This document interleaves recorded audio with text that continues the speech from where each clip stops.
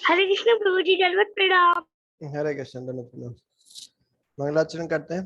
ओम अज्ञानतिमिरन्धस्य ज्ञानांजन शलाकया चक्षुरुन्मिलितं येन तस्मै श्री गुरुवे नमः। श्री चैतन्य मनोभीष्टं स्थापितं येन भूतले स्वयं रूप कदा मह्यं ददाति स्वपदान्तिकं।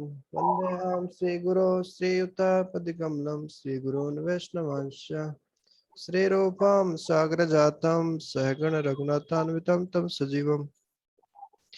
नमो विष्णुपादाय कृष्णप्रेष्ठाय भूतले श्रीमते भक्तिवेदांत स्वामिनिति नामिने। नमस्ते सरस्वते देवे गौरवाणी प्रचारिणे निर्विशेष शून्यवादी पाश्चात्य देशतारिणी। जय श्री कृष्ण चैतन्य प्रभु नित्यानंद श्री अद्वैत गदाधर श्रीवासादि गौर भक्तवृंद। हरे कृष्णा कृष्णा कृष्णा हरे हरे, हरे राम राम राम हरे हरे।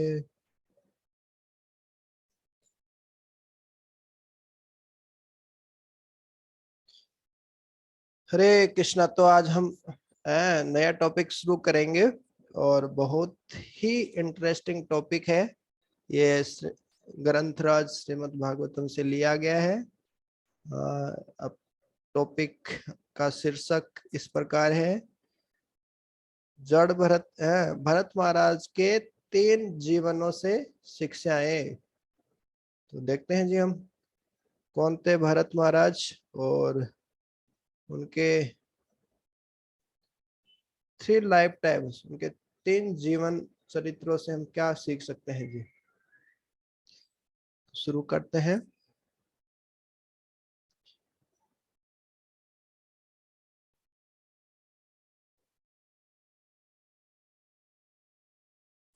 भरत महाराज के 3 जीवन कौन कौन से थे? भरत महाराज के 3 जीवन कौन कौन से थे, क्या क्या थे भरत महाराज 3 जीवनों में? एक तो उनको प्रभु जी हिरण का जन्म लेना पड़ा था, क्योंकि हिरण को याद कर लिया था अंतिम समय में। और ऐसे तो राजा थे। 2 तो हो गए, तीसरा? फिर उनको हिरण के बाद फिर उनको शायद एक पुनः मौका मिला था प्रभु जी मनुष्य जीवन का। हाँ। वो जड़ भरत बने थे फिर। जड़ भरत बने जी। प्रभु जी जड़ भरत जी। तो यहाँ पे आप ये पहले है भरत महाराज, फिर वो हिरण बन गए थे और फिर लास्ट में कैसे जड़ भरत बन जाते हैं, ऐसा। तो शुरू करते हैं।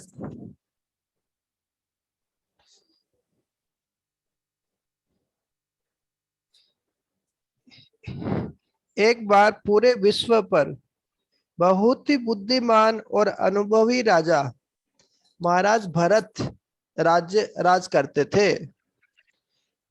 कई सालों तक पूरे विश्व पर राज करने के बाद अपने जीवन के अंतिम उद्देश्य के बारे में परिचित होने के कारण उन्होंने अपने हृदय को लुभाने वाली, हृदय को प्रिय लगने वाली सारी वस्तुओं का त्याग कर दिया, जैसा कि उनकी रानी, उनका परिवार और उनका पूरा सम्राट, उनका पूरा घर परिवार, सब कुछ।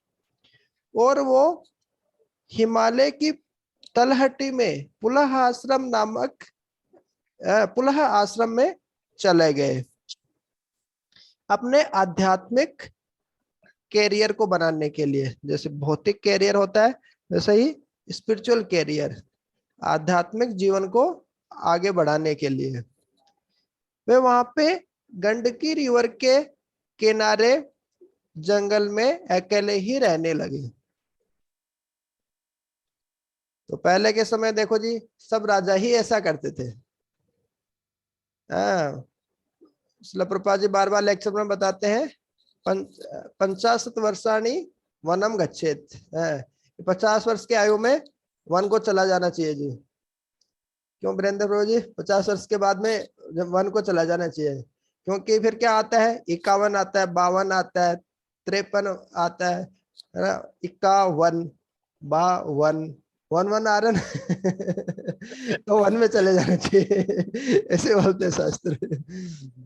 तो ये बहुत बड़ी बात है। जैसे कोई IAS या बहुत बड़ा ऑफिसर है, वो मान लीजिए अभी आपके सामने से अपना नौकरी छोड़ के फिर आ जाता है और भगवान के सेवा में लग जाता है, सब कुछ छोड़ छाड़ के आ जाता है, तो सब लोग बड़ा आश्चर्य करेंगे, अरे वाह इतना बड़ा IAS ऑफिसर था, उसने सब कुछ छोड़ दिया। तो समझिए आप, देखो जो चक्रवर्ती सम्राट हुआ करते थे, देखिए जो अभी भरत महाराज की बात चल रही है, उनके पास तो क्या नहीं था, सब कुछ था ना, तो वो छोड़ के आ गए। मतलब कोई साधारण बात नहीं है। हमें लगता है हाँ नहीं इसमें कौन सी बड़ी बात है, सब राजा ही तो छोड़ा करते थे वाले। हाँ, तो इस तरीके से भरत महाराज अपना अपने हृदय के जो अपने पत्नी है, अपने हृदय के काफी करीब होती है, अपने बच्चे हैं, अपने घर परिवार है, उन सबको छोड़ के हिमालय की तलहटी में पुलह आश्रम में चले गए, देखो जी। और वहां पे गंडकी नदी के पास में जाकर तपस्या करने लगे, क्योंकि अब शरीर छोड़ना है, शरीर से आसक्ति तो खत्म करनी पड़ेगी जी। प्रत्येक सुबह भरत महाराज भगवान श्री कृष्ण की पूजा करते, वे मंत्रों का उच्चारण करते और ऋग्वेद के मंत्रों का भी उच्चारण करते। बाद में दिन के समय वे विभिन्न प्रकार के फल और कंदमूल इकट्ठा किया करते थे, और जैसा कि वैदिक शास्त्रों में बताया गया है, वो इन सभी फलों को और कंदमूलों को भगवान श्री कृष्ण को अर्पित करते और उसके बाद में अपने भोजन में उनको लेते। पूर्ण पुरुषोत्तम भगवान श्री कृष्ण पर प्रतिदिन ध्यान करने के बाद भरत महाराज को आध्यात्मिक भाव के लक्षण प्रकट होने लगे। तो अभी कुछ प्रश्न आ गए हैं। तो पहला प्रश्न है, भरत महाराज के पुलह आश्रम जाने का उद्देश्य क्या था, लक्ष्य क्या था, क्यों गए थे, उद्देश्य क्या था? ऑप्शन 1 पहला विकल्प है ब्रह्म ज्योति पर ध्यान लगाने और उसमें मिल जाने के लिए। दूसरा, अपने तनाव और संघर्षपूर्ण जीवन से बचने के लिए, थोड़ा सा विश्राम लेने के लिए वो हिमालय की तलहटी में पुलह आश्रम में चले गए थे। तीसरा ऑप्शन है जी, अपना आध्यात्मिक जीवन को आगे बढ़ाने के लिए और भगवान की पूजा करने के लिए और भगवत प्रेम प्राप्त करने के लिए वो गए। चौथा, अपने हृदय के करीबी अपनी रानी, परिवार और पूरे राज्य को त्याग करने के लिए वो पुलह आश्रम गए। तो कौन सा आएगा इसमें? प्रभु जी थर्ड आएगा। थर्ड। थर्ड। फोर्थ भी तो ठीक लग रहा है ना? प्रभु नहीं जी प्रभु थर्ड जी, और फोर्थ। फोर्थ में क्या दिक्कत है? प्रभु जी फोर्थ भी आएगा। नहीं सिर्फ थर्ड आएगा। फोर्थ क्यों नहीं आएगा? फोर्थ प्रभु जी इसलिए नहीं आएगा फोर्थ भी क्योंकि वो आएगा। जो है वो एक डिवोटिव है, और डिवोटी जो है वो स्पिरिचुअल पाथ में ग्रो करने के लिए और भगवान की प्राप्ति के लिए ही करते हैं इसलिए। तो नहीं, तो उसके लिए उन्होंने अपना घर परिवार ये तो सब कुछ छोड़ा ना, उन्होंने अपने पत्नी बच्चे प्रभु अपना जी सब। थर्ड और फोर्थ दोनों आएंगे। एक्चुअली इसमें थर्ड ही आएगा, मतलब तीसरा ही आएगा, चौथा नहीं आएगा, क्योंकि वास्तव में पुलह आश्रम हिमालय में जाने का उद्देश्य भक्ति करना, भगवत प्रेम प्राप्त करना था, न कि मतलब उनको भगवत प्रेम प्राप्त करने के लिए वो छोड़ना पड़ा। जैसे एक स्टूडेंट जब मान लीजिए 10वीं पास कर लेता है, मान लीजिए 10th पास कर लिया, तो 11वीं क्लास में फिर हायर स्टडीज के लिए वो जैसे कोटा जाता है मान लीजिए, या दूसरी जगह जाता है, तो उसको घर परिवार छोड़ना पड़ता है ना। तो लेकिन घर परिवार छोड़ना उसका उद्देश्य नहीं है, उसका उद्देश्य है हायर एजुकेशन, उच्च शिक्षा प्राप्त करना है। तो इस तरीके से भगवत प्राप्ति करना उनका उद्देश्य था, उसके लिए उनको घर परिवार छोड़ा, मतलब छोड़ा उन्होंने, लेकिन वो उनका उद्देश्य नहीं था घर परिवार छोड़ना। इस तरीके से आगे देखते हैं।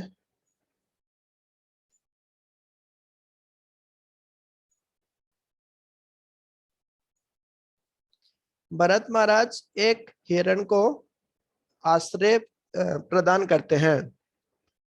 एक दिन जब भरत महाराज गंडकी नदी के किनारे बैठकर ध्यान कर रहे थे, तभी एक गर्भवती हरिण वहां पे पानी पीने के लिए आई। जब उसने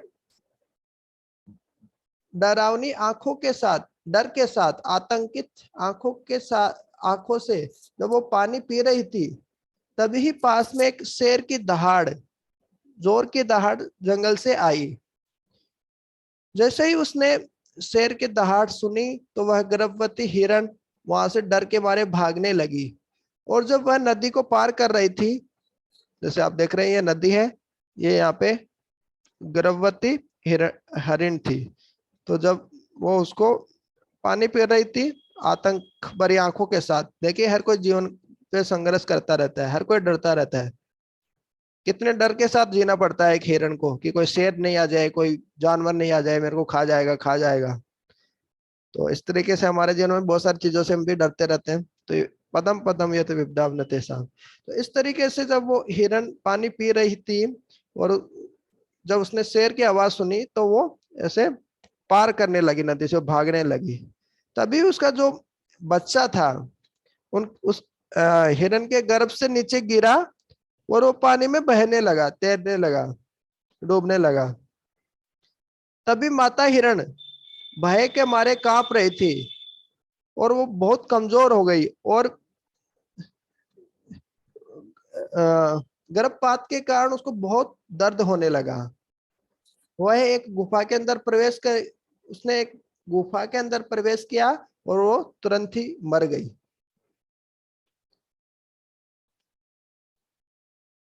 देखो जी, मर गई। अब खाली कौन बचा? हिरण का बच्चा बचा जी।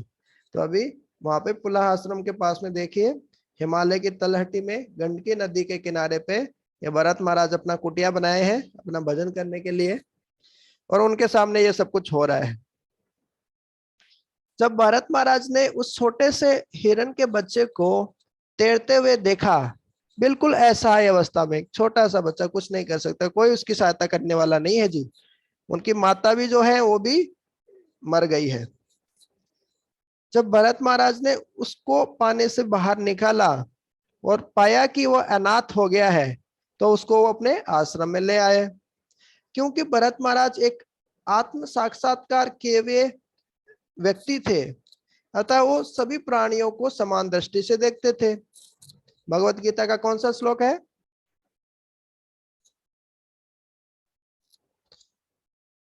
विद्या विनय जिसमें संपन्न। भगवान बोलते हैं कि चांडाल, कुत्ता और सब यानी सभी को समान हाँ, देखता है। श्लोक कौन सा है? विद्या विनय संपन्ने ब्राह्मणी गवि हस्तिनी सुनिचैव स्वपाके च पंडिता समदर्शिना। तो इस तरीके से उसमें भी वो जीवात्मा को देख पा रहे थे जी, जो हिरण के बच्चे हैं उसमें भी। और इसी कारण वो हिरण के बच्चे को उठाकर अपने कुटिया में ले आए। उन्होंने उस हिरण के बच्चे को हरी भरी घास वो प्रतिदिन उस हिरण के बच्चे को हरी भरी ताजा घास खिलाते थे और उसको आनंद देने का प्रयास करते थे। अभी दूसरा प्रश्न आ गया है जी। भरत महाराज ने ऐसा एक तैरते हुए हिरण को पानी से उठाया और उसको अपने आश्रम में ले आए, उसका कारण क्या है जी? ऑप्शन 1, वो आत्म साक्षात्कार किए हुए व्यक्ति थे और सभी प्राणियों में आत्मा को भगवान के पुत्र संतान के रूप में देख पाते थे। दूसरा, उसकी माता हिरण मर गई थी और उसने अपने बच्चे को एक अनाथ बच्चे के रूप में उसको छोड़ दिया था। तीसरा, यह किसी भी साधु स्वभाव के व्यक्ति के लिए स्वाभाविक है कि वह दूसरे पीड़ित जीवात्माओं के लिए सहानुभूति महसूस करे। चौथा ऑप्शन, एक अपने घर पे एक पालतू जानवर को रखना और उसके साथ संबंध, इतने घने जंगल में उसके साथ संबंध स्थापित करना बहुत ही महत्वपूर्ण कार्य है। कौन कौन से ऑप्शंस आएंगे इसमें? First option. फर्स्ट आएगा प्रभु जी। और मल्टीपल करेक्ट हो तो मतलब एक से ज्यादा सही हो सकते हैं। तो सेकंड आ जाएगा बस। नहीं, फर्स्ट ही आएगा। वैसे फर्स्ट सबसे ज्यादा करेक्ट है, और वैसे इसमें फर्स्ट, सेकंड और थर्ड तीनों आ सकते हैं, क्योंकि वो अनाथ हो गया था, ऐसा ही था, इसलिए उन्होंने उठाया। सेकंड आएगा और थर्ड भी आएगा। ठीक है, आगे देखते हैं। जल्दी ही किंतु जब वह किंतु दिन प्रतिदिन ऐसा करने से भरत महाराज उस हिरण के प्रति बहुत ज्यादा आसक्त हो गए थे। वे उसी हिरण के साथ सोते, उसी के साथ बैठते, उसी के साथ चलते, उसी के साथ स्नान करते, और यहाँ तक उसी के साथ ही खाते। जब वह छोटा सा हिरण, जब जब भरत महाराज जंगल जाते, जब भरत महाराज जंगल में फल फूल कंदमूल इकट्ठा करने के लिए जाते, तो वहां पे वो हिरण को भी अपने साथ में ले जाते, इस डर के साथ कि वो कहीं अकेला नहीं रह जाए, और यदि उसको कुटिया में अकेला छोड़ दिया और पीछे से पता चले कोई कुत्ता आ गया, सियार गिद्दड़ आ गया, चीता आ गया, उसको खा जाएगा, तो इसलिए उसको जंगल में भी अपने साथ ही लेकर जाते। भरत महाराज उस हिरण को अपने आसपास फुदकता हुआ देखकर बहुत ही आनंद महसूस करते कि कितना छोटा सा बच्चा है, कैसे फुदक रहा है, कूद रहा है, आहा क्या क्रीड़ा कर रहा है। इस तरीके से एक छोटे से बच्चे की तरह, जैसे एक छोटा सा बच्चा खेलता है तो माता पिता को काफी अच्छा लगता है। कभी कभी वो अपने कभी कभी वो हिरण के छोटे से बच्चे को अपने कंधे पे उठा लेते, और जब वो सोते तो हिरण को अपने छाती पर रखकर सो जाते, और कभी उसका आलिंगन करते, उसको चूमते। इस तरीके से उनका हृदय प्रेम, हिरण के प्रति प्रेम से भर गया था। और इसके कारण क्या हुआ जी, Bharata becomes attached to the deer and neglects spiritual life. Bharat Maharaj अपने हिरण से आसक्त हो गए बहुत बहुत ज्यादा, और अपनी आध्यात्मिक जीवन है उसको भूल गए जी। हर समय किसका चिंतन कर रहे हैं जी? चिंतन कर रहे हैं हिरण का। देखते हैं जी आगे क्या होता है। इस तरीके से हिरण का लालन पालन करते करते वो उनसे बहुत आसक्त हो गए। भरत महाराज धीरे धीरे भगवान के प्रति अपने साधना की उपेक्षा करने लगे, और इस तरीके से आत्म साक्षात्कार के मार्ग से पथभ्रष्ट हो गए, जो कि मानव जीवन का असली उद्देश्य है जी। वेद भी हमें बार बार बताते हैं कि मानव जीवन का उद्देश्य 84 लाख योनियों के बाद में आत्मा को मनुष्य शरीर मिलता है। अभी तीसरा प्रश्न आ गया जी। व्हाट भरत महाराज का हिरण की देखभाल करने के बारे में आपकी क्या राय है, आपकी क्या ओपिनियन है जी? ऑप्शन 1, यह बहुत ही अद्भुत है। कोई भी व्यक्ति इस संसार में, हर व्यक्ति को इस संसार में भरत महाराज से सीखना चाहिए कि हम कैसे पालतू जानवरों का लालन पालन करें। दूसरा ऑप्शन, यह भरत महाराज की ओर से बहुत बड़ी गलती थी, भूल थी, कि उन्होंने आज एक हिरण को अपने आश्रम में लेके आ गए थे वो। तीसरा ऑप्शन, हिरण को पालना, उसकी देखभाल करना बिल्कुल ठीक है, लेकिन उसको पालने के चक्कर में, उसकी देखभाल करने के चक्कर में आसक्ति होने के कारण अपने आध्यात्मिक जीवन को बर्बाद कर देना बिल्कुल उचित नहीं है जी। चौथा ऑप्शन, हिरण की देखभाल करने के कारण उस हिरण के प्रति भौतिक आसक्ति उत्पन्न हो गई, और जिसके कारण वो आध्यात्मिक जीवन से पथभ्रष्ट हो गए। तो बताइए कौन सा ऑप्शन आएगा? Third. T is the best option. 3 C option ना? जी जी। और मल्टीपल करेक्ट बोले तो एक से ज्यादा सही हो सकते हैं तो? ये प्रभु जी फोर्थ।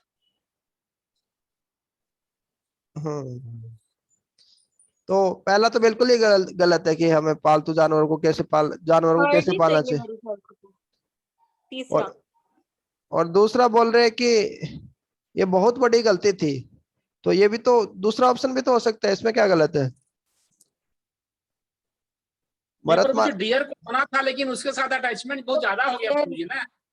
डियर को उसका लाना तो ठीक है, अटैचमेंट ये हम गलत लग था, सकते हैं, लाना लेकिन गलत नहीं है ना प्रभु जी।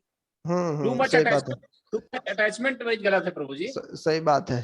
तो मतलब उसका जैसे अभी आगे देखेंगे तो उसको उसको लाना, उसका लालन पालन करना, ये सब तो ठीक है, उसके प्रति आसक्ति वो गलत थी। तो जी ऐसे नहीं है कि जी प्रभु जी। वो उनके उनकी केयर नहीं करना चाहिए उनको, तो वो तो ठीक था। तो सी ऑप्शन बिल्कुल सही है। ओके, आपकी टीवी, मूवी, स्मार्टफोन और मीडिया के बारे में, आधुनिक युग में जो हम यूज करते हैं उनके बारे में आपकी क्या राय है? लोग निराकारवादी हो रहे हैं, पास पास में बैठे हैं घर के सारे लोग और सभी आपस मोबाइल पे बिजी हैं, मतलब एक दूसरे से कोई लेना देना नहीं। फेसबुक पे किसी से बातें चल रही है तो उससे रिलेशन बना रहे हैं, जो कि है ही, दिख ही नहीं रहा है, लेकिन आसपास में जो बैठे हैं उनसे कोई मतलब नहीं। तो लोग निराकारवादी हो रहे हैं, उनका कम से कम उपयोग करना चाहिए और अपने मित्रों और परिवार के साथ लाइफ को एंजॉय करना चाहिए। दूसरा ऑप्शन, इन सभी सोशल मीडिया का उपयोग करने के कारण वो अपना जो पढ़ाई, स्टूडेंट के लिए पढ़ाई का जीवन है या गृहस्थों के लिए अपना गृहस्थ जीवन है, उसको वो बर्बाद कर देते हैं। इसका बहुत ज्यादा यूज करने के कारण वो अपनी भक्ति से भ्रमित हो जाते हैं, उस पर ध्यान नहीं दे पाते हैं। तो मैं उनका सावधानी से उपयोग करूंगा और अपने भक्ति जीवन पर ध्यान दूंगा। तीसरा ऑप्शन, वह आधुनिक युवा समाज के लिए एक बहुत बड़ा वरदान है, उन्होंने मनोरंजन को एक बहुत ऊंचे स्तर तक ले आए हैं, सोशल मीडिया। चौथा ऑप्शन, मैं इन सब सोशल मीडिया को मेरे आध्यात्मिक जीवन से भ्रमित नहीं होने दूंगा, दूर जाने नहीं दूंगा, मतलब आध्यात्मिक जीवन में कोई बाधा नहीं लाने दूंगा, जैसा कि हिरण ने भरत महाराज को भ्रमित कर दिया था। मैं उनका बहुत ही सावधानी से उपयोग करूंगा और भगवान की सेवा में लगाऊंगा और मेरी पढ़ाई में या मेरे कार्य जॉब में लगाऊंगा, लेकिन मेरे जीवन को बर्बाद करने में नहीं। तो कौन सा ऑप्शन आएगा इनमें? फर्स्ट एंड फोर प्रभु जी। हाँ, first and four. First and four. Only fourth. First में क्या गलती है जो ओनली फोर्थ बता रहे हैं वो? नहीं, फर्स्ट तो प्रभु है कि जी इसके फर्स्ट और फोर्थ। सेकंड में क्या गलत है?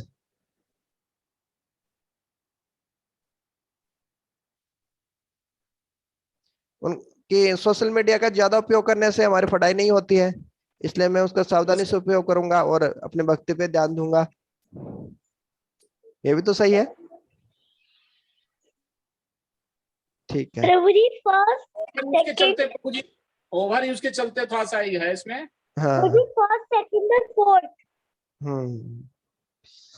तो इस तरीके से यहाँ पे सेकंड और फोर्थ अगर मल्टीपल ऑप्शन है तो, नहीं तो फोर्थ सिर्फ। तो इस तरीके से यहाँ पे एक तुलना की गई है, एनालॉजी दी गई है। यहाँ पे सोशल मीडिया क्यों आ गया, कहाँ से आ गया ये, इसकी तुलना किससे की है? हिरण से की है कि मोबाइल वगैरह चलाना, ना लैपटॉप यूज करना, फेसबुक, इंस्टाग्राम, ये सब यूज करना गलत नहीं है जी, लेकिन इनसे आसक्ति पाल लेना वो खराब है। और हम तो बोलते हैं कि हम तो आसक्ति नहीं करेंगे, हम तो ऐसे चलाएंगे, ऐसे ही बोलते हैं सभी स्टूडेंट जितने भी रहते हैं जो हमारे यूथ सेंटर्स पे रहते हैं, लेकिन ऐसा होता नहीं है। सब वही होता है, भरत महाराज की तरह ही होता है सभी के साथ। स्टूडेंट्स के साथ देख लो या बड़े बुजुर्गों के साथ देख लो। मैं ट्रेन से आता हूँ, 4-5 घंटे का ट्रेवल करता हूँ कभी कभी, तो मैं देखता हूँ बड़े बुजुर्ग सब उसी पे बिजी है, कोई गाने सुन रहे हैं, फिल्म देख रहे हैं, तो सब कुछ तो वही करते रहते हैं। वही भरत महाराज के साथ जो जो हिरण के साथ जो हुआ वैसा ही तो सबके साथ हो रहा है। तो यहाँ पे सोशल मीडिया की तुलना की है, मोबाइल, टीवी, फिल्म, इन सब की तुलना की है हिरण से। इनको, उनकी देखभाल करो आप, उनको काम में लो, वो ठीक है, लेकिन उनके कारण अपने जो लक्ष्य है, भक्ति है, उससे मतलब भ्रमित नहीं होना चाहिए। या अपने लक्ष्य, अब जैसे स्टूडेंट के लिए पढ़ाई करना है या जॉब करना है, भक्ति करना है, तो उन सब से उस कोस्ट पे हमें मतलब उसका दुरुपयोग मतलब उपयोग नहीं करना चाहिए सोशल मीडिया, क्योंकि हमारा वही भक्ति नहीं हो पा रही है, हमारी पढ़ाई नहीं हो पा रही है, हमारी ये सब नहीं हो पा रहा है उसकी कॉस्ट पे। अभी हम ये लास्ट स्लाइड देखते हैं।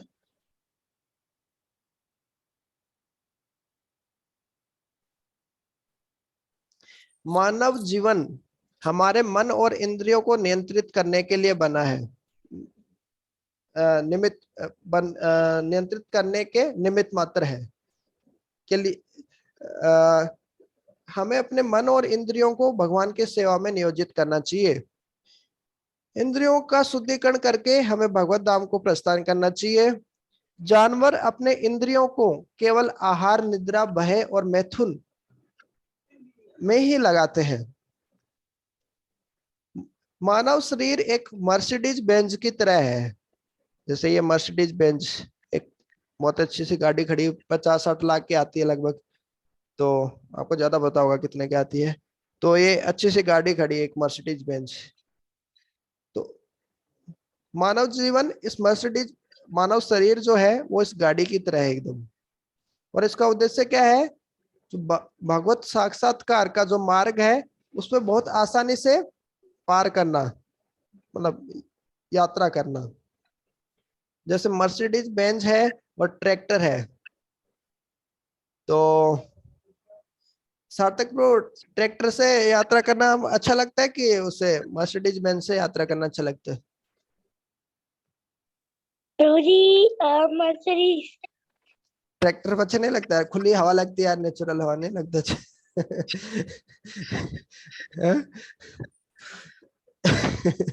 उसमें दिक्कत क्या है, जब वो आता है ना, बैरियर बैरियर आते हैं ना, अवरोध आते हैं, तो एकदम धक्का लगता है ना ऊपर, जैसे पूरा उछाल देगा, फिर ऊपर से हवा में उड़ते उड़ते फिर नीचे आएंगे ऐसे ऐसे ऐसे। तो फिर मर्सिडीज बेंज अच्छी है ना, उसे पता नहीं चलेगा कि मतलब वो बैरियर भी आया क्या, इस तरीके से। तो इसी तरीके से यहाँ तुलना की है, जो मानव शरीर है वो किसकी तरह है? मर्सिडीज की तरह है। और बाकी जो ये जैसे कुत्ता, बिल्ली, दूसरे शरीर है, वो ट्रैक्टर की तरह है। वो भगवत धाम जाएंगे तो उनको बहुत उनसे अपन उसे यात्रा करेंगे ट्रैक्टर से, तो हमें बहुत झटके लगने वाले हैं। जब भी कोई आ जाएगा बैरियर, तुरंत ऊपर ऊपर से नीचे ऐसे यात्रा में दिक्कत होगा इस तरीके से। और जो जानवर का शरीर है वो ट्रैक्टर की तरह है। उसका उद्देश्य क्या है? इंद्रिय तृप्ति करो और गधे की तरह मतलब मेहनत करो एकदम। तो इस वाले में ये तुलना की गई थी किस तरीके से आहार, निद्रा, भय और मैथुन।